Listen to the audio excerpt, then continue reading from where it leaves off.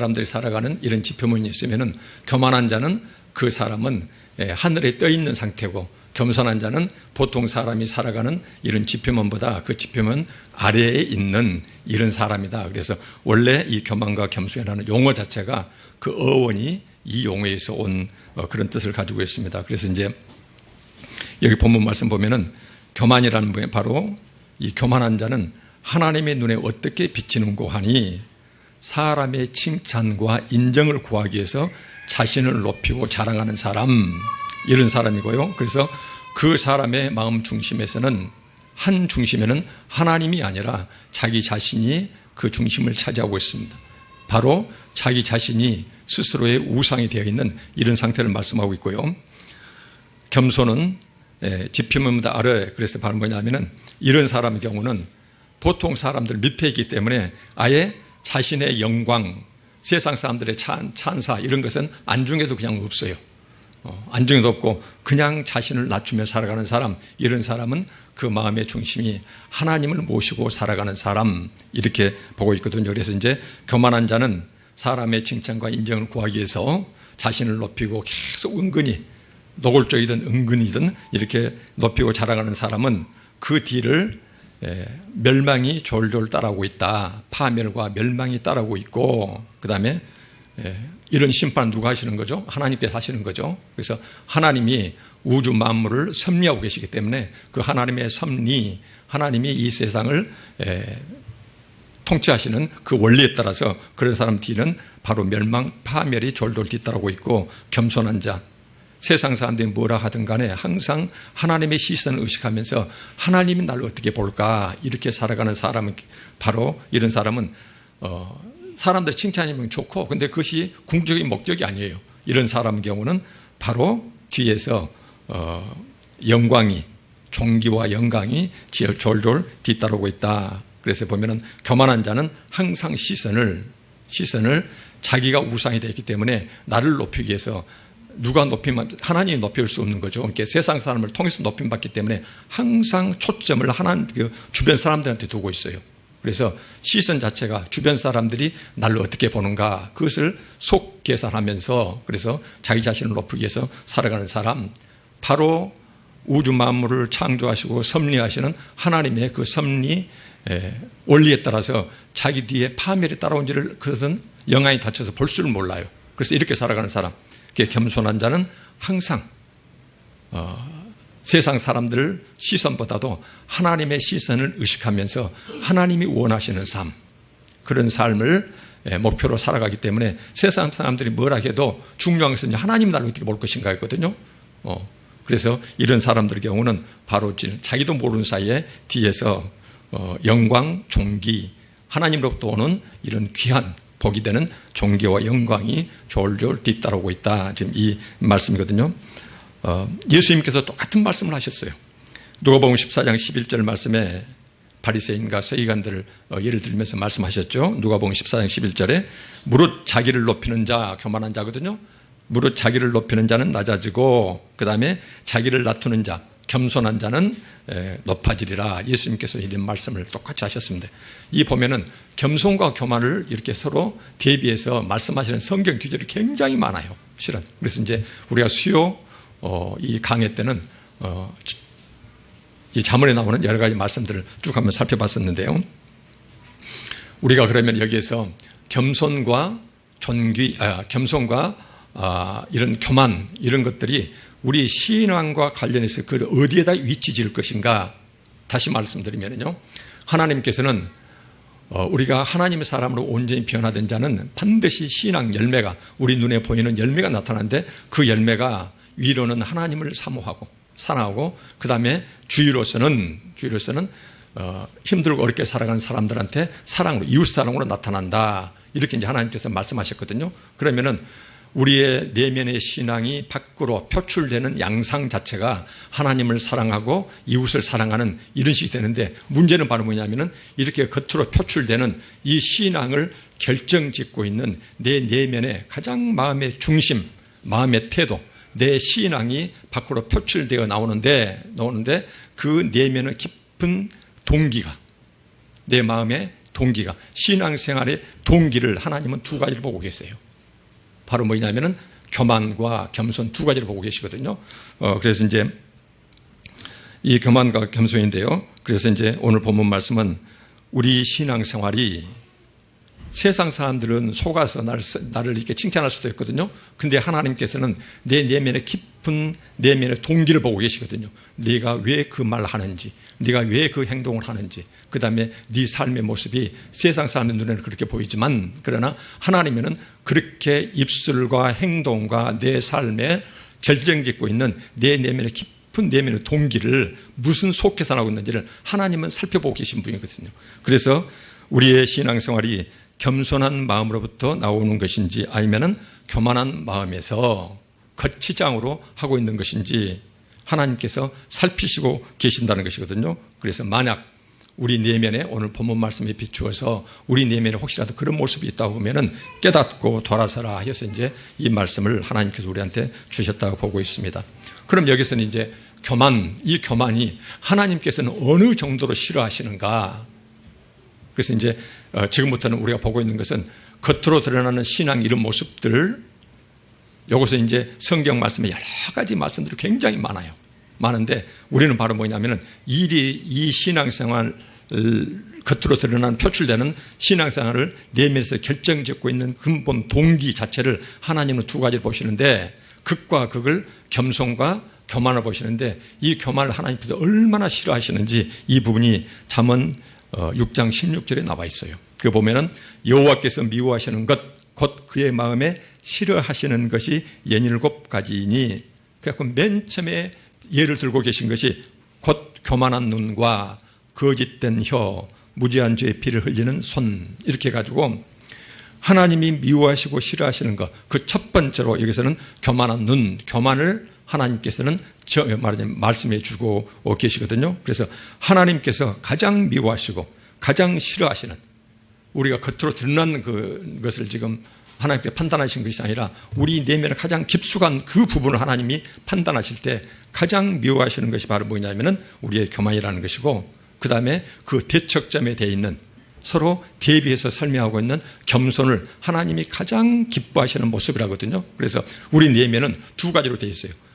자기 스스로 높아지는 자는 하나님이 가장 미워하시고, 그리고 하나님 앞에서 세상 사람들의 이런 칭찬과 인정을 구하지 않고 그것은 부차적인 것이에요. 항상 하나님의 눈을 의식하고 하나님 뜻을 의식하면서 내 삶의 주인 되시는 그분이 나를 어떻게 평가할 것인가, 그분 눈에 어떻게 비칠 것인가, 나의 이 입술과 나의 행동과 나의 삶이 혹시 그분을 기쁘시게 하는 것, 이런 것만 초점 맞추고 이것을 하나님께서 가장 긍정적으로 높게 평가하신다는 것이거든요. 그래서 하나님께서는 우리 내면의 세계를 판단하실 때 결국은 겸손과 교만인데 극과 극의 겸손과 교만이 위치하고 있다.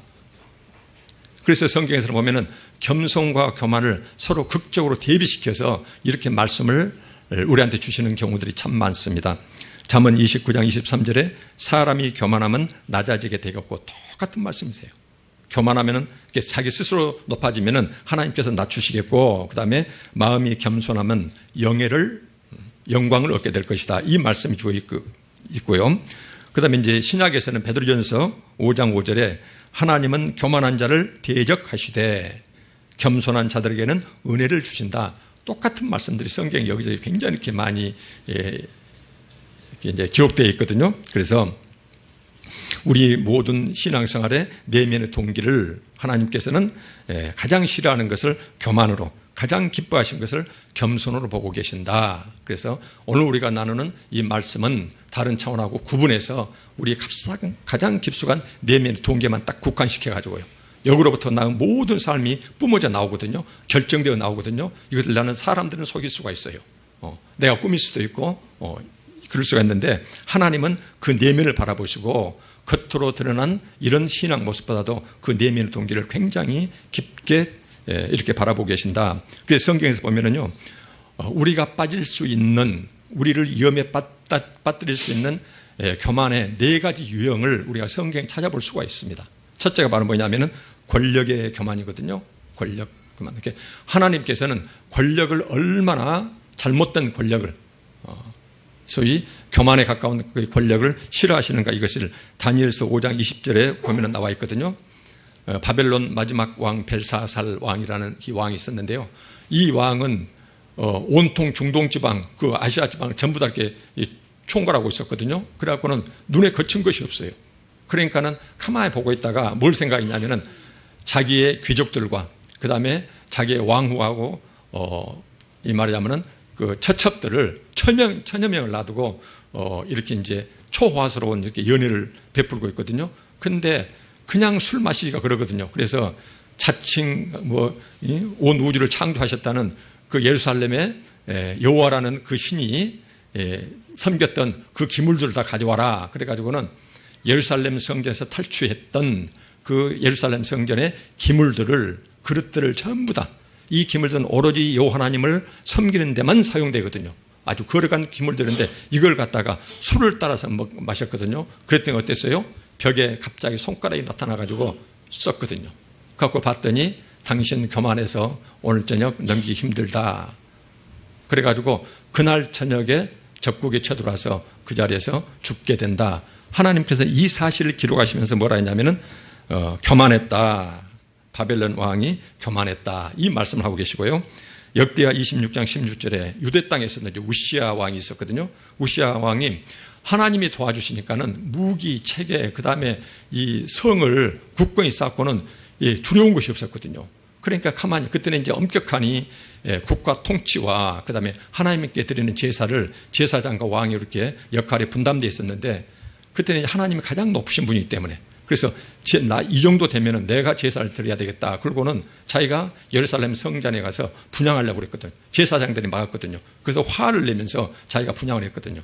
근데 바로 하나님의 진노가 떨어지면서 문둥병이 걸려가지고 왕위로부터 쫓겨나가지고 죽을 때까지 문둥병 환자로 살아간다. 이것을 하나님께서는 기록해 놓고 계시거든요. 전에도 한번 잠깐 제가 말씀드렸습니다만은 최근에 이제 뇌과학 발전으로 인해가지고 이 권력자들이요, 이런 권력자들의 경우는 뇌 구조가 권력에 중독이 되어 간답니다. 중독이 되어 가는데, 처음에는 그렇게 좋은 동기로 시작했던 권력자들이 나중에 어떻게 되냐면은 계속 높아지면은 사람들의 숭앙을 받게 되면은, 그러면은 점점 약자들, 사회적 약자들에 대한 이런 공감 능력이 현저히 떨어지면서 그 뇌 구조가 뭐가 똑같아지면은 마약 중독자 뇌와 똑같아진다라는 것을 제가 기사를 읽은 적이 있거든요. 그래서 권력 중독자의 뇌 구조하고 마약 중독자의 뇌 구조가 무슨 뇌에 이렇게 이제 위치를 얘기하더라고요. 용어가 생각나지 않습니다. 근데 그게 똑같다. 그래서 제가 한번 읽어본 적이 있거든요. 그것이 구체로 이제 우리가 최근에도 자주 우리가 접할 수 있는 뉴스에서 대기업 총수들의 소위 이제 사회에서 말하는 갑질, 몇 년에 이렇게 몇 년 만에 기사를 막 30명, 40명씩 바꾸치기 하고 막 욕하고 때리고 막 이런 것들 있잖아요. 이런 것들, 그 사람들 경우는 자기가 상식이거든요. 자기는 그것이 정상적으로 활동하는 것이거든요. 권력 자체가 이렇게 사람을 변질시켜 간다는 것이거든요. 그래서 하나님은 이런 권력의 교만에 대해서 굉장히 오늘 두 가지 예를 들었습니다만은 심하게 질책하신다. 그 다음에 두 번째가 재물의 교만입니다. 에스겔 28장 5절을 보니까는 내 큰 지혜와 세상적으로 머리가 기가 막혀요. 기가 막혀요. 그 다음에 내 무역으로 장사하거든요. 국가 간 장사로 해갖고 재물이 엄청 늘어나니까 그 재물로 말미암아 내 마음이 교만해졌도다 라고 하나님의 심판이 선포되는 이런 모습이 나옵니다.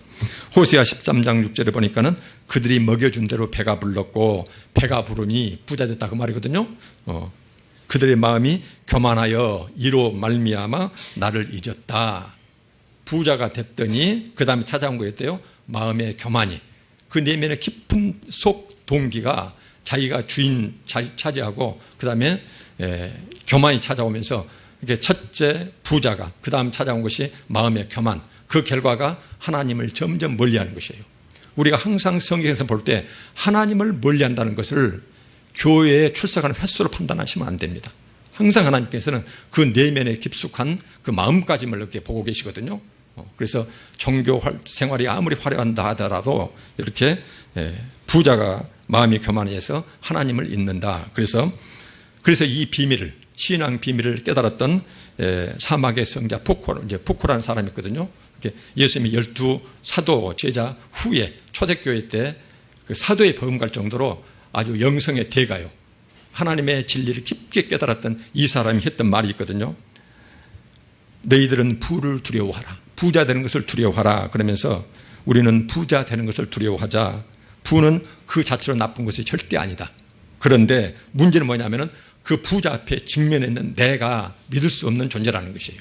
그래서 부는 큰 위험이 되는 것이다. 왜냐하면은 부는 내 자신을 재물에 사로잡히게 만들고, 그래서 우리가 재물의 노예가 된다고 그랬죠. 탐욕의 노예가 된다. 성경에 그렇게 말씀하고 계시는데, 내 자신을 그 재물에 사로잡히게 노예로 만들고, 둘째, 우리를 하나님으로부터 점점 멀어지게 만드는 가장 위험한 것 중에 위험한 것이 우리의 영생을 잃게 만드는 가장 위험한 요소 중에 하나가 재물이다라고 이렇게 푸코라는 사람은 자기 책에다 이렇게 기록을 해놨거든요. 세 번째가 이제 지식이거든요. 고린도전서 8장 1절에 보면은 우상의 재물에 대해는 우리가 다 지식이 있는 줄 아나, 여기서 말씀하는 지식은 물론 세상 지식일 수도 있겠으나 성경에서 말씀하시는 것은 성경 지식을 말하는 거거든요. 교리를 처음부터 끝까지 달달달 다 외우고 있어요. 성경 기준을 천재를 외우고 있어요. 이런 사람들을 이제 두고 하시는 말씀이에요. 아나 지식은 교만하게 하며 사랑은 덕을 세운다. 그래서 실천이 따르지 않는 삶의 손과 발로 나타나지 않는 성경 지식이 얼마나 위험한 것인가. 이것은 교만으로 나타나게 된다. 이 말씀을 하고 계시거든요. 그래서 성경 지식이 머리와 입술로만 딱 그치고 손과 발로 내려오지 않는 이런 삶, 그리고는 그 신앙 지식을 가지고 드러내기 좋아하고, 자기 자신을 드러내기 좋아하고, 온통 타인의 신앙생활을 후벼파는 칼날로서만 작동되는 그런 신앙 지식, 이런 것은 하나님께서 성경에서 보면은 이런 신앙 지식은 오히려 그 사람을 교만케 하는 것이다. 이 교만은 권력의 교만이나 그 다음에 재물의 교만이나 하나님께 똑같이 보십니다. 그래서 이제 이런 경우에 대해서 하나님은 이렇게 경고 말씀을 하고 계신다. 이제 마지막으로 심지어 하나님께서 경고하시는 중에서 우리의 의로움이요, 우리의 영성에 대해서도 교만을 경고하고 계세요. 그래서 여러 가지 교만 중에서 우리가 권력과 재물과 지식과 이런 나머지 교만은, 이것은 다른 사람들 보면 금방 눈에 드러나는 것이거든요. 그래서 이제 알 수가 있는 거예요. 근데 가장 심각하게 스스로를 속이면서 헤어나지 못하는 그 위험이 자기의 영성이 깊다는 것, 그 다음에 나는 의롭다는 것, 나는 하나님 말씀을 제대로 잘 순종하고 있다는 이런 착각에 빠진 사람이, 근데 그 내면의 동기가 뭐예요?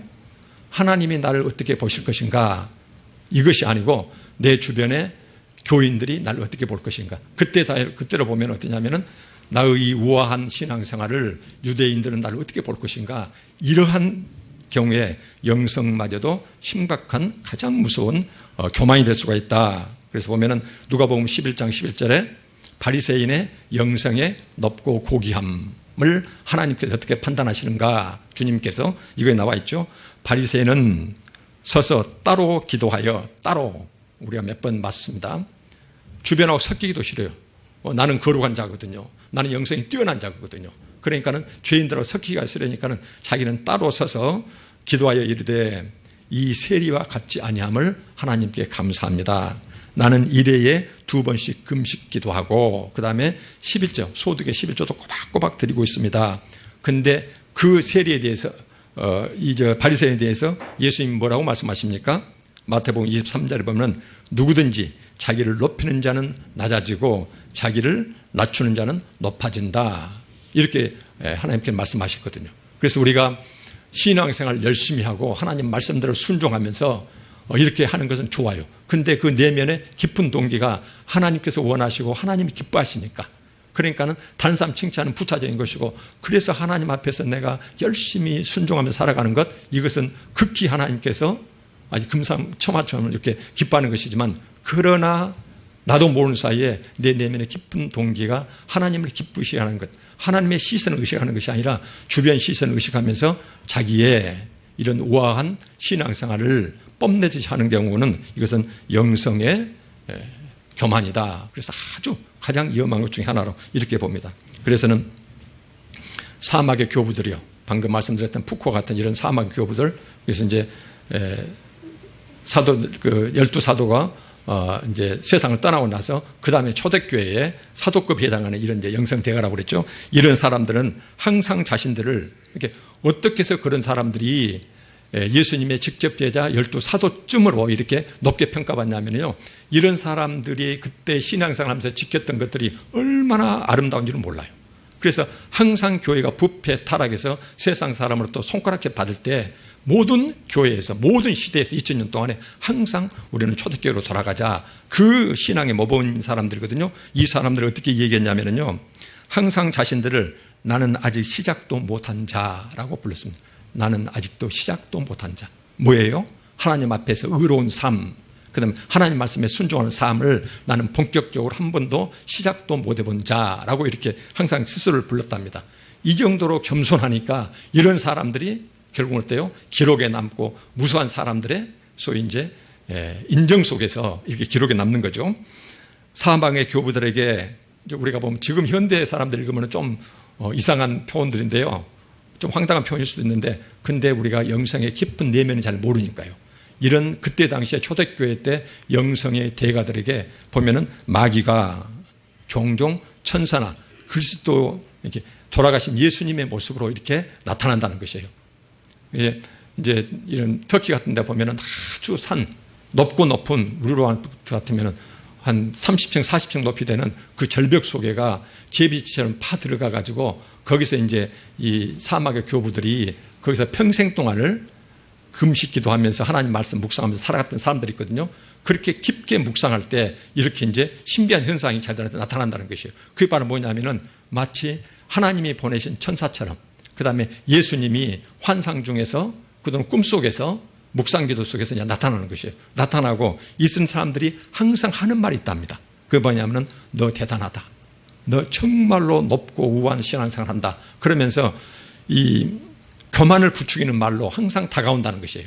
근데 그때마다 사막의 교부들은 뭐라고 했냐면은 저는 아직 시작도 못한 자입니다. 그래서 감히 당신과 천사로 나타나는 그 예수 그리스도 나타나는 당신을 나는 감히 만남을 감당할 수가 없습니다. 나는 아직 본격적인 신앙생활을 시작도 못한 자. 그래서 천사님 또는 예수님, 나는 당신과 만남을 감당할 수가 없습니다. 떠나세요. 그래서 한 번도 이 마귀들이 그런 책에 기록되어 있는 영성의 대가 사막의 교부들을 한 번도 이 교만에 빠뜨릴 수가 없었다는 것이에요. 그게 바로 뭐냐면 철저히 자신이 겸손하니까 오로지 내 깊고 깊은 내면에는 하나님이 계시기 때문에 그 하나님이 그 눈으로 성경에 기록된 그 말씀으로 자신을 읽고 그러면 너무너무 말하자면 자기가 부족하거든요.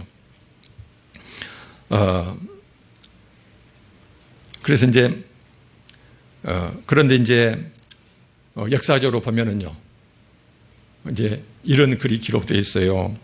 역사적으로 얼마나 많은 주의 종들과 소위 신앙의 지도자들이 방금 사막의 교부들이 당하는 그 유혹에 빠져가지고 누가 나타나가지고 대단 아주 엄청 그야말로 이 하늘에 닿은 것처럼 그렇게 높여주면은 스스로 그게 취해가지고 이 교만에 빠져들어가지고 하나님 교회에 멱질하고 하나님의 영광 가리는 경우들이 역사에 얼마나 많았는가.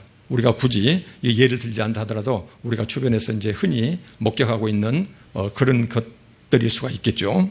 그래서 이제 사막의 교부 다시 한번 이제 말씀드릴게요. 그래서 이제 누가 보면 16장 15절에 예수께서 이르시되 너희는 사람 앞에서 스스로 옳다 하는 자, 하나님 앞에서는 제대로 신앙생활 열심히 하고 있다. 그래서 나는 옳은 신앙생활 하고 있다. 이런 자들이나 너희들은 그런 사람이지만 그러나 너의 마음을 하나님께서 알고 계신다. 우리 내면의 깊숙한 내면의 동기를 바라보시는 그 하나님의 눈에는 사람 중에 높임을 받는 그것은 하나님 앞에 미움을 받는 것이다. 그것이거든요. 속계산하면서 사람들의 칭찬을 구하는 것은 하나님 앞에 미움을 받는 것이다. 이게 주님께서 직접 이렇게 말씀하셨거든요. 하나님 앞에 미움을 받는 것, 이 용어가요, 미움을 받는 것 상당히 부드러운 말로 되어 있는데요. 원래 단어 뜻은요, 심하게 번역하면은 가증스럽게 보인다. 하나님 눈에 가증스럽게 보인다는 것이거든요.